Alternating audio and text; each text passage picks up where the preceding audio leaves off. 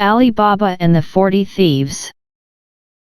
In a certain town of Perdia, there lived two brothers, Qasim and Ali Baba. When their father died, they equally divided the little inheritance. The elder took a wife with a rich father, but the wife of Ali Baba was poor. One day, Ali Baba had cut dead branches and placed the loads on his beasts, when suddenly he saw a troop of horsemen coming towards him. He quickly hides in a tree next to a rock. The horsemen came close to the rock face and dismounted. There, the captain says, "Open sesame," and a wide doorway appears. The robbers enter and it takes some time before they return. When they leave, the captain says, "Close sesame," and the doorway closes. When the robbers are gone, Ali Baba rehearses the words and enters the cave. Inside is a huge treasure, and Ali Baba loads a lot of it on his animals and leaves the cave. When Ali Baba has returned to his wife, she thinks he is a robber, but he convinces her he is not. They want to weigh the gold, so Ali's wife goes to Qasim's wife. She doesn't want to tell her for what she will use the scales, so Qasim's wife smears wax on the scales. When the treasure is weighed and buried, and scales are brought back, Qasim's wife finds out they have been weighing Ashrafis. She tells Qasim, and he goes to his brother. Ali Baba tells his secret to Qasim. Upon hearing this, Qasim goes to the cave. He says the words to open the cave, but when he is inside and the door closes, he forgets how to open it again. When the robbers find Qasim in their cavern, they kill him and hang him in pieces on the walls as a warning. Qasim's wife grows weary and informs Ali Baba of her husband not returned home. Ali Baba goes to the cavern and finds his brother. He takes his brother to his home with his asses full of gold. Ali Baba knows that his brother's death must remain a secret, and Qasim's wife swears she will keep the affair concealed. Morgiana, a slave girl, first buys drugs to keep a man alive. She tells the druggist that Qasim is very ill.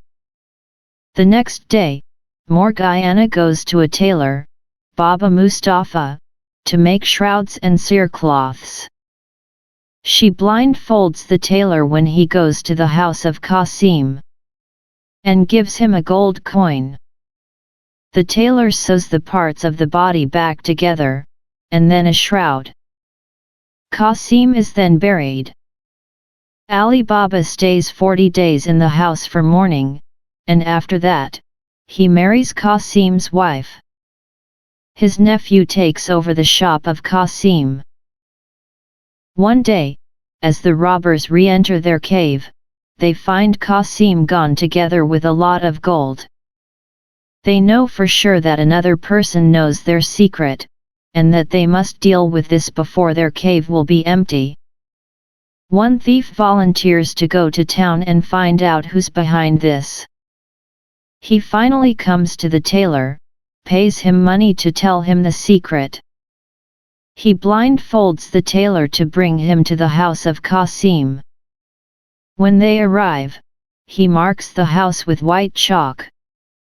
When Morgiana returns home, she sees the white chalk on their door and fears mischief.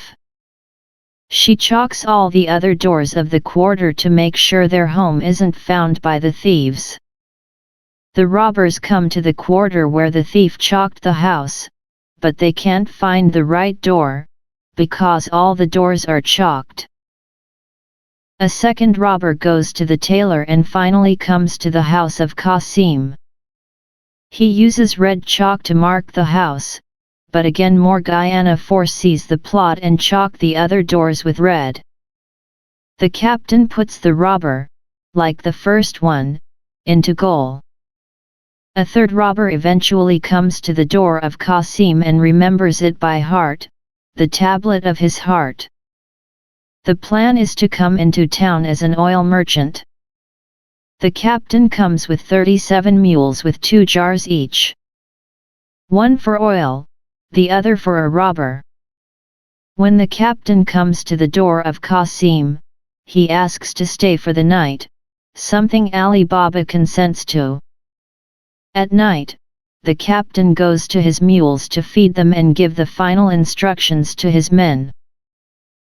Morgiana wants to have more oil for the lamps, and the slave boy Abdullah reminds her of the jars with oil. When she gets to the jars, she hears a voice, "Is it now time for us to sally forth?" Morgiana understands the plot and says in a low voice, "Not yet." She then boils oil and pours it in every jar with a robber.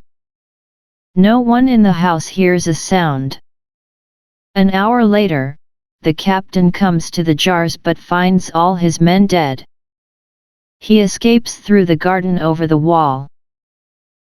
When Ali Baba finds out about the robbers in the jars, Morgiana tells him to be quiet, for otherwise the neighbors would find out. She tells him the full story including about the chalk on the doors. They count 37 thieves, so 3 remain including their captain. They bury the bodies in the garden and Ali Baba remains cautious. The captain on the other hand wants to wreak his vengeance, and do it on his own. So he hires a shop where he sells the finest stuffs. He calls himself Khwaja Hassan, and soon forms acquaintance with his fellow shopkeepers, and especially towards the son of Qasim. Ali Baba's nephew invites Khwaja Hassan to his uncle's place as his own is too small. At Ali Baba's place, the captain says he doesn't eat salt, and Ali Baba tells his slave girl Morgiana to put no salt on the food. Morgiana is amazed by this. She helps Abdullah in preparing the table and recognizes the captain. At dessert, Khwaja Hassan sees his opportunity to kill Ali Baba, but he waits until the slave boy and girl are finished. Morgiana does a dance, and stabs the captain suddenly. At first Ali Baba is dismayed, but after finding the dagger with the captain, he rejoices. He proposes his nephew to marry Morgiana, which he consents to. One morning, Ali Baba goes to the cave again and finds it untouched. From this, he concludes all the thieves are dead. He teaches his sons and his sons' sons how to open the cave. Thus, Ali Baba and his household live their lives in wealth and he rises to high degree and dignities.